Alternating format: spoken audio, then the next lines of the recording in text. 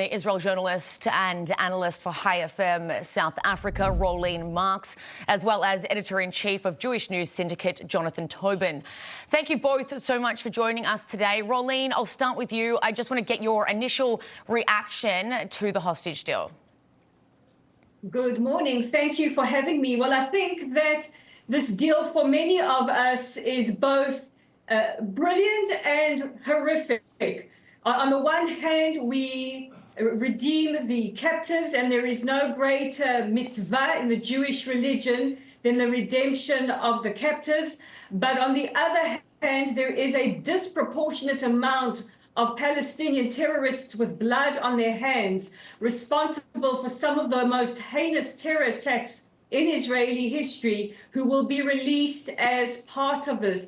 So as you can imagine, we are all holding our collective breath here in Israel as we wait for Emily, Romy, and Doron to be released a little later today. Great concern about what condition they are in, but we are also thinking about those families around the country who have lost loved ones to the terror attacks perpetrated by the prisoners that will be released during this first phase of the hostage deal.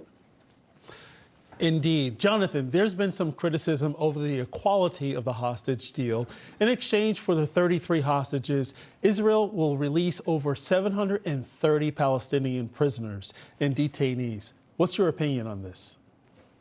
Well, this is a terrible moral quandary for Prime Minister Netanyahu. On the one hand, he, like everyone, everyone in Israel and every decent person everywhere, will rejoice at the freedom of any freedom, and that is something that is very to the Jewish people and to Israelis and to in the United States. But the cost is very high. And let me put this in terms not so much of Netanyahu's very difficult political quandary, on the one hand, weakening Israel, on the other hand, doing what Israelis want. But President Trump, in the report that we just heard, said that he wants to ensure that Hamas doesn't get back into power, that atrocities like October 7th could never happen again. Well, the terms of this deal, with Israeli withdrawals from Gaza, as well as the release of the terrorists with blood on their hands, pretty much ensures that Hamas in Gaza, no matter what anyone says, Netanyahu is putting a very... He knows this. President Trump should know this. This is a he's Trump's position. And as much as he's earned credit with Israelis and friends of Israel for being the most pro-Israel president the United States has ever had, his current policy to accept this deal, terms that were what Biden wanted Israel to accept, he's setting himself up for future dilemmas. I mean, he's saying he wants the war to end, but he'll back Israel. Well, he's ensuring that this war will continue. That's the price of this deal, the price of the freedom of the hostages. It's not peace.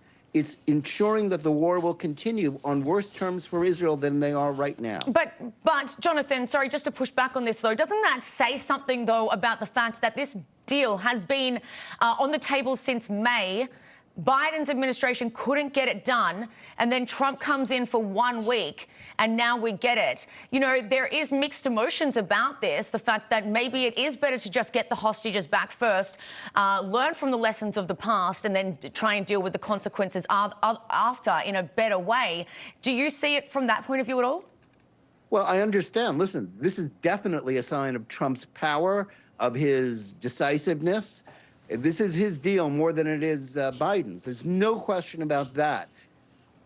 He deserves credit for speaking of the hostage dilemma with more moral clarity than Biden ever did, and with greater strength.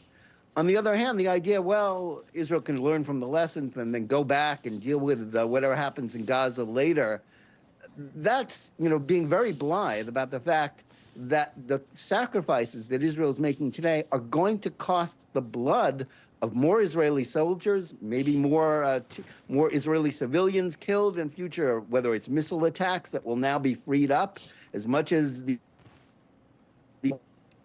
down and make that impossible. The terms of this ensure that the war will continue. and on worse terms for Israel. There's no question about that. Whether Israelis are willing to live with it, I understand, because they want the hostages out.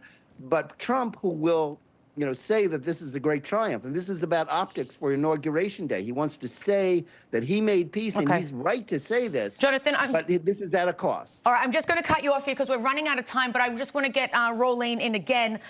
Israel Foreign Minister Israel Katz said that after that, he warned that there will be no future peace if Hamas stays in power. What's your reaction to those kind of comments?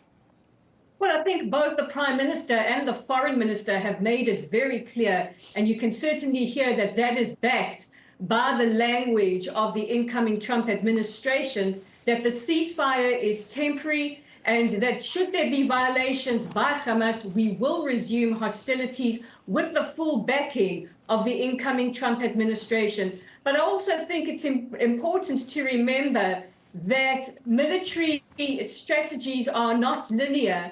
And while we know what has been made public as part of the negotiations, we don't know what has been said between negotiators and leaders behind closed doors, what incentives may have been put on the table. And I think both Prime Minister Netanyahu and President-elect Trump are very canny negotiators. And what we might be seeing now is some short-term pain for long-term gain, because we must remember this deal is 3 phases. And what might be extremely uncomfortable in the short term now, as we are in phase 1, and bearing in mind, in phase 1, only 33 hostages will be released. We still want those other 60 plus to come home. That we might see a different tact taken as we progress through the 2nd and 3rd phase negotiations. Yeah, there certainly is a long road ahead of us in order to get everybody back safely. Rolene Marks and Jonathan Tobin, thank you both so much for your time today. Thank you so much.